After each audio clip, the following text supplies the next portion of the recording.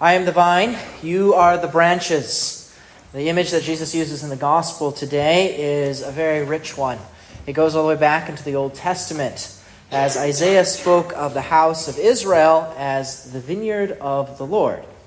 And Jeremiah said that God had planted Israel as his choice vine. And the vine became then a symbol of the people of God. And so too today, the vine remains that symbol of God's people, his church. And this is brought into the imagery that we have in the sacred art of our churches. Here at St. Paul's, there's actually one of our stained glass windows, which you usually can't see because it's behind me in the sacristy. In that stained glass window, the center medallion is of this very passage. It has a vine, and it says, I am the vine, you are the branches. But further than just that single window, if you notice the windows we have here, the top and the bottom, and it's very similar also at St. Mary's and St. Jane Francis, that there is some leafy kind of designs at the top and bottom. And that also is supposed to evoke this image of vine and branches. Goes further than that. At St. Jane Francis, they have a grapevine carved into the front of their altar, and a similar kind of wooden carved image of the grapevine is also at St. Mary's, underneath where the choir loft is. Also at St. Mary's, they have some stenciling along the sides of their church too that evokes this kind of vine and branches imagery. To remind us, Jesus is the vine and we are the branches. Jesus continues, and here he says, my Father is the vine grower. This is very important, that it's God the Father who is the owner of the vineyard, who plants and prunes with meticulous care. The vine that the Father plants is his Son, Jesus. Jesus is the vine, we're the branches. This means that God the Father, not only he plants and cares for his Son Jesus as the vine, but also for every one of us, too, who are to be connected to Jesus as the branches. I am the true vine, Jesus says. He's the true vine, which implies that there could be a false one. And that's very much the truth. Even in the Old Testament, prophets warned about how the vineyard could go bad. Instead of following God, Isaiah says that the people yielded wild grapes. And Jeremiah says they had become a degenerate and wild vine. Perhaps you've seen some of these kind of weedy vines that can get out of control. Climbing over everything, choking other plants out. In the southeast United States, they have invasive kudzu, which is actually called the vine that ate the South because of just how extensive, and it just covers everything. Here in Nebraska, we don't have that as much, except I think it has gotten to the very southeastern corner at this point. But we have more the wild cucumber, the burr cucumber, the honey vine milkweed, and these are the wild vines that seem to smother the other plants when they get on them. Even killing trees, in particular evergreen trees.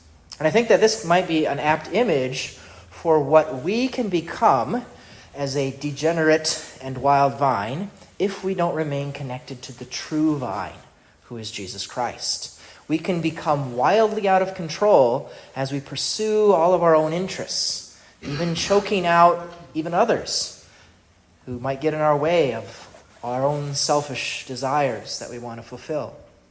And these kinds of wild vines, Jesus says, which cannot bear fruit, will eventually be thrown out and burned. And that's why Jesus implores us to remain in me, he says. Remain in me. St. Paul, he talks about how we're branches, that we're grafted on to this vine, grafted to the true vine that is Jesus at our baptisms. But now, once baptized, we have to choose to remain united to him.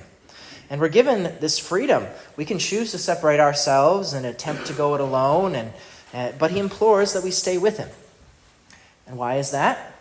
He says that just as a branch cannot bear fruit on its own unless it remains on the vine, so neither can you unless you remain in me.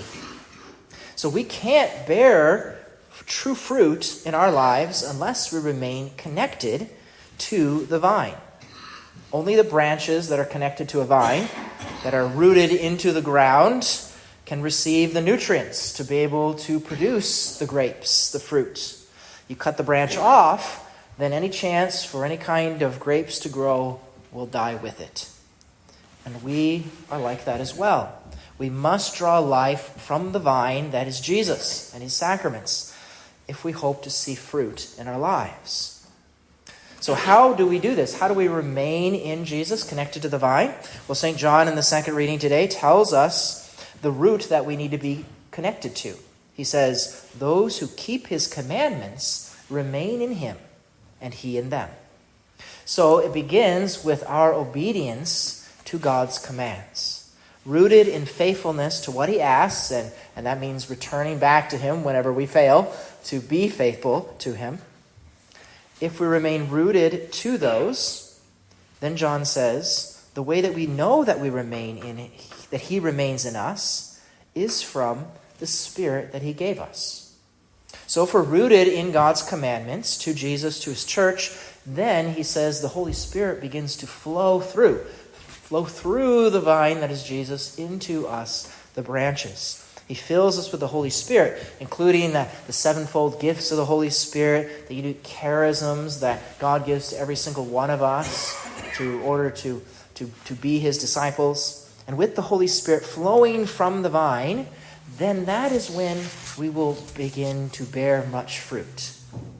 And what's the kind of fruit that we're talking about? Because it's more than just grapes.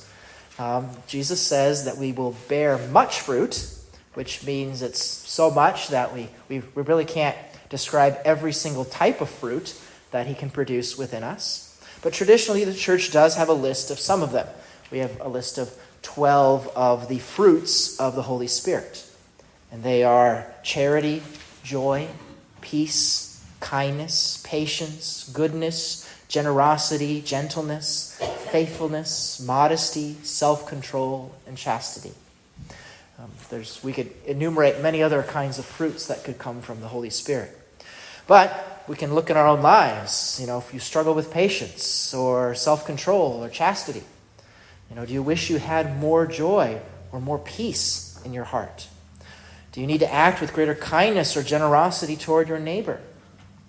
Well, all of these being fruits of the Holy Spirit will naturally grow within each of us the more closely we are connected to Jesus, allowing the Holy Spirit to flow through from the vine into us, his branches. And Jesus continues with another way in which we can experience an increase of all those kinds of fruits and many more of the different gifts of the Spirit.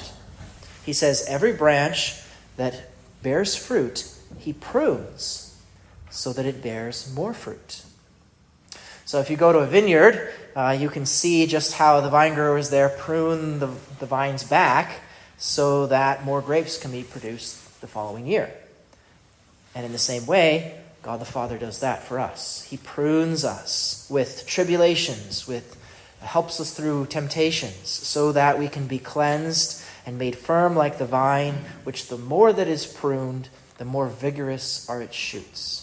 So all the trials, the struggles, those things that we go through, instead of being a sign that the Father has abandoned us, instead they're actually the means through which God prunes and strengthens us so that we can show forth even greater fruit.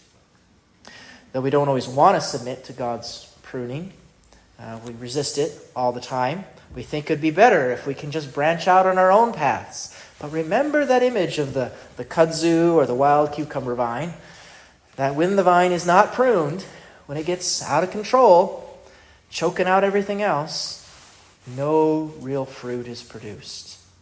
Rather, if we allow the Father to prune us, even if that pruning means some suffering in our life, then we will experience a greater abundance of his fruits. Lord, help us to see through many of the events in our lives that that's what you're doing, that you're pruning us so that more of the fruits of the Spirit can shine forth.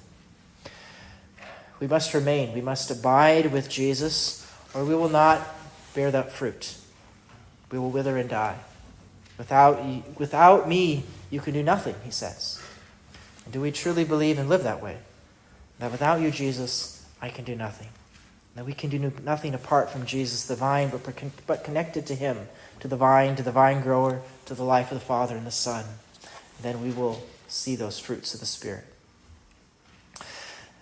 Connect this to the moments of the Mass that we have after receiving Holy Communion today. In the Eucharist, that's where Jesus most closely abides with us, and we in him. You can imagine a vine of his love, curling out from the altar, from the tabernacle, out to us, connecting us as his branches.